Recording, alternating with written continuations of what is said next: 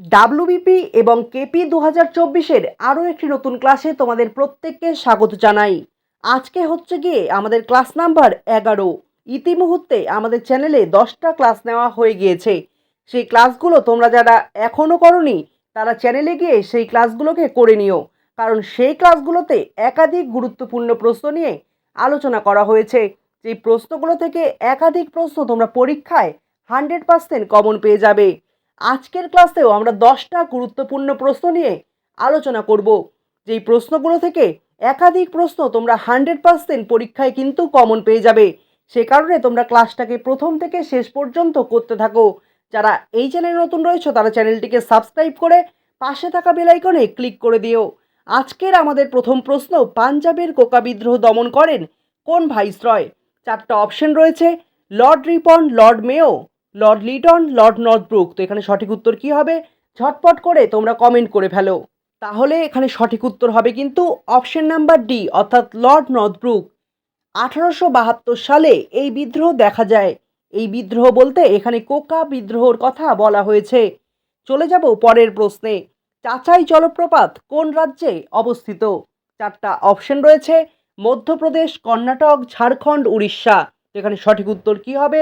ঝটপট করে তোমরা কমেন্ট করে ফেলো। তোমরা নিজে থেকে চেষ্টা করলে তোমরা বুঝতে পারবে তোমাদের প্রিপারেশনটা কোন জায়গায় রয়েছে। এখানে সঠিক উত্তর হবে অপশন নাম্বার এ, অর্থাৎ মধ্যপ্রদেশ। এবং এই জলপ্রপাতটা কিন্তু বিহার নদীর তীরে অবস্থিত। চলে যাব পরের প্রশ্নে। পূর্বঘাট পর্বতমালার সর্বোচ্চ শৃঙ্গ কোনটি? 4টা অপশন রয়েছে, নীলগিরি, মহেন্দ্রগিরি, জিন্দাগাদা, আনাইমুদি। তো এখানে সঠিক উত্তর কি হবে? ঝটপট করে তোমরা কমেন্ট করে ফেলো। আরও একবার বলছি, পূর্বঘাট পর্বতমালার সর্বোচ্চ শৃঙ্গ কোনটি? তো এখানে সঠিক উত্তর কি হবে? এখানে সঠিক উত্তর হবে অপশন নাম্বার সি, অর্থাৎ জিন্দাগাদা। চলে যাব পরের প্রশ্নে। কুচিপুড়ি নৃত্যর উদ্ভব ঘটে?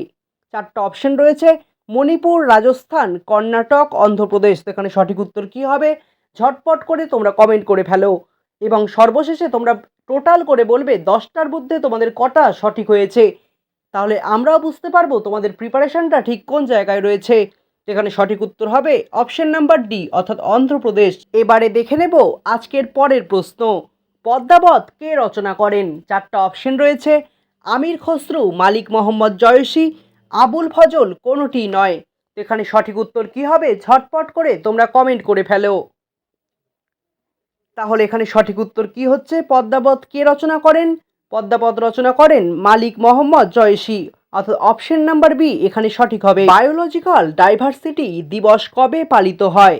4টা অপশন রয়েছে, 22শে এপ্রিল, 22শে মে, 22শে জুন, 22শে জুলাই। এই প্রশ্নটা কিন্তু অত্যন্ত গুরুত্বপূর্ণ। তাহলে এখানে সঠিক উত্তর কি হবে? ঝটপট করে তোমরা কমেন্ট করে ফেলো। বায়োলজিক্যাল ডাইভার্সিটি দিবস কবে পালিত হয়? তাহলে এখানে সঠিক উত্তর হবে অপশন নাম্বার বি, অর্থাৎ 22শে মে। চলে যাব আজকের পরের প্রশ্নে, অর্থাৎ 7 নাম্বার প্রশ্নে। পৃথিবীর রুটির ঝুড়ি কোন অঞ্চলকে বলা হয়? 4টা অপশন রয়েছে, প্রেরি, শিকাগো, ভূমধ্যসাগরীয় অঞ্চল, কোনোটিই নয়। এখানে সঠিক উত্তর কি হবে? ঝটপট করে তোমরা কমেন্ট করে ফেলো। এখানে সঠিক উত্তর হবে অপশন নাম্বার এ, অর্থাৎ প্রেরি। তোমাদেরকে আরও একবার বলছি, যারা চ্যানেলে নতুন রয়েছে তারা চ্যানেলটিকে সাবস্ক্রাইব করো। এবং এই প্রেরি অঞ্চল কিন্তু উত্তর আমেরিকাতে অবস্থিত, এটাও তোমাদেরকে মনে রাখতে হবে। চলে যাব আজকের পরের প্রশ্নে। 1857 সালে মহাবিদ্রোহের সময় মুঘল সম্রাট কে ছিলেন? 4টা অপশন রয়েছে, বাবর, আকবর, ঔরঙ্গজেব, দ্বিতীয় বাহাদুর শাহ। এখানে সঠিক উত্তর কি হবে? কি মনে হচ্ছে তোমাদের? 1857 সালে মহাবিদ্রোহ বা সিপাহী বিদ্রোহের সময় মুঘল সম্রাট কে ছিলেন? তো এখানে সঠিক উত্তর হবে কিন্তু অপশন নাম্বার ডি, অর্থাৎ দ্বিতীয় বাহাদুর শাহ। তোমাদের জানার জন্য বলে রাখি, তিনিই কিন্তু শেষ মুঘল সম্রাটও ছিলেন। চলে যাব পরের প্রশ্নে। যোধপুর শহরটি ভারতের কোন রাজ্যে অবস্থিত? 4টা অপশন রয়েছে, উত্তরপ্রদেশ, রাজস্থান, বিহার, ঝাড়খণ্ড। তো এখানে সঠিক উত্তর কি হবে? ঝটপট করে তোমরা কমেন্ট করে ফেলো। যোধপুর শহরটি ভারতের কোন রাজ্যে অবস্থিত? এখানে সঠিক উত্তর হবে অপশন নাম্বার বি, অর্থাৎ রাজস্থান। মানচিত্র প্রস্তুত বিষয়ক বিজ্ঞানকে কি বলা হয়? 4টা অপশন রয়েছে, কার্ডিওলজি, কার্টোগ্রাফি, হর্টিকালচার, এপিওলজি। এখানে সঠিক উত্তর কি হবে? ঝটপট করে তোমরা কমেন্ট করে ফেলো।